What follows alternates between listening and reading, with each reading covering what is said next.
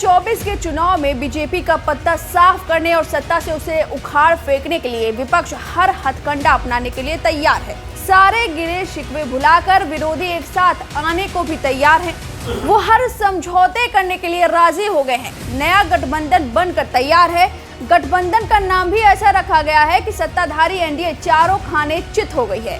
India नाम का ब्रह्मास्त्र चलाकर विपक्ष ये मान चुका है कि वो आधी लड़ाई जीत गया है। दरअसल बीजेपी के लिए इंडिया पर हमला करना आसान नहीं होगा, जबकि इसके उलट विपक्षी दल एनडीए पर खुलकर निशाना साधते रहेंगे। ये बात ममता के बेंगलुरु में दिए गए उस बयान से आप समझ सकते हैं। डिटेल्स खड़गे जी ने आपको फुल फ्लेजेड नाम बताया, लेकिन इसका शॉर्ट फॉर्म में होता है इंडिया।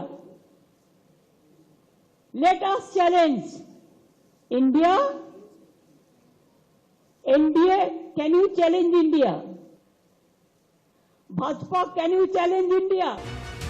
लेकिन क्या जिस इंडिया के दम पर लड़ाई जीतने का दम विपक्ष भर रहा है, वो इंडिया विपक्ष की चुनावी नैया को पार लगा पाएगा? क्योंकि इतिहास तो यही कहता है कि जिस भी सियासी दल ने इंडिया को चुनाव में घसीटा, उसके हाथ हार ही लगी है। याद कीजिए 1975 का चुनाव। उस चुनाव में कांग्रेस इंडिया का इस्तेमाल कर चुकी है। तब नारा दिया गया था, India is Indira, Indira is India. ये नारा कांग्रेस के तत्कालीन अध्यक्ष देवकांत बरुआ ने गढ़ा था। इसके बाद तत्कालीन कांग्रेस नेता इंडिया और इंदिरा वाले इस नारे को 2 साल तक जनता के बीच दोहराते रहे, लगाते रहे। लेकिन आपातकाल के बाद 1977 में जब आम चुनाव हुए तो जनता ने कांग्रेस को सत्ता से बाहर कर दिया। कांग्रेस केवल 189 सीटों पर सिमट कर रह गई और उसे विपक्ष में बैठना पड़ा। इस दौरे में कांग्रेस के बड़े बड़े नेता चुनाव हार गए। हालांकि उस वक्त आपातकाल की वजह से देश की जनता में इंदिरा के खिलाफ काफी नाराजगी थी और कांग्रेस के खिलाफ एकजुट विपक्ष मजबूती के साथ मैदान में उतरा था। हालांकि ये बात दीगर है कि विपक्ष की ये एकता 2 साल भी नहीं टिक सकी थी। ऐसा भी नहीं है कि इंडिया नाम का इस्तेमाल कांग्रेस को ही भारी पड़ा था। भारतीय जनता पार्टी ने भी चुनावी कैंपेन में इंडिया नाम का इस्तेमाल किया तो उसे भी जनता ने सत्ता से बेदखल कर दिया था।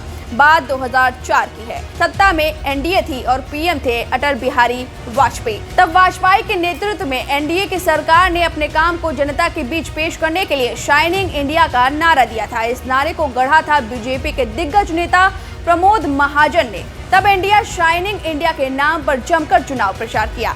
एनडीए पूरी तरह से आश्वस्त था कि जीत उसकी ही होनी है, लेकिन चुनावी आंकड़ों ने ऐसी बाजी पलटी कि एनडीए चुनाव हार गया और पूरा गठबंधन महज 182 सीटों पर ही सिमट गया।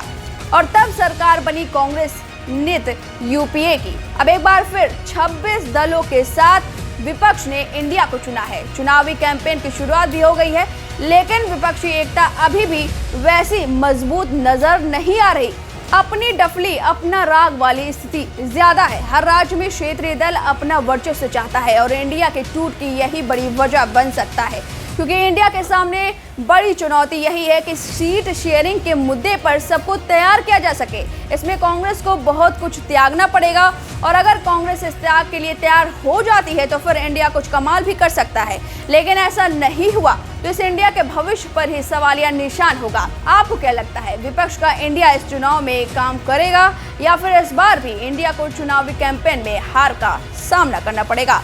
इस पर आपकी जो भी राय हमें कमेंट करके जरूर बताएं। वीके न्यूज, राष्ट्र के नाम।